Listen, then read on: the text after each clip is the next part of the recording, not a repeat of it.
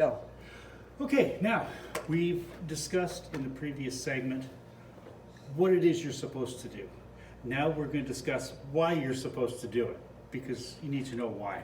So if I look at a typical waza or technique out of my own system, this is a white belt technique, right?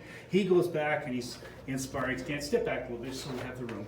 Now in this, which is very traditional, let me give myself a little bit more room here.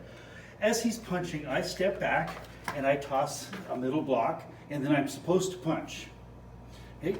That's great as a technique, but what's the problem with this? Watch again. Okay? He comes forward, I do this. First problem is I have taken on mass. And I have blocked this at its origin, at its ending, sorry, not at its origin.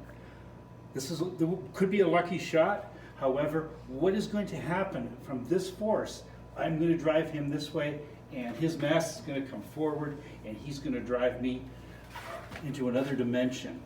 Look at the size of him. You can imagine how hard he's going to hit. I have taken on all of this mass, and I put myself in trouble. So as he's coming back again, I'm doing this. I'm fighting my poor leverage, in this case, against all this power.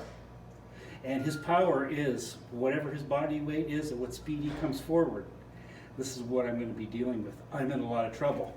Another example is he does the same thing. I step forward and I block this way, hoping to immediately launch a strike. And I've watched some people with some amazingly quick hands, right? And it doesn't work out very, very well for them. Right? We're just going to take a quick break here for 1 second. I'll continue. Okay, go ahead. So you get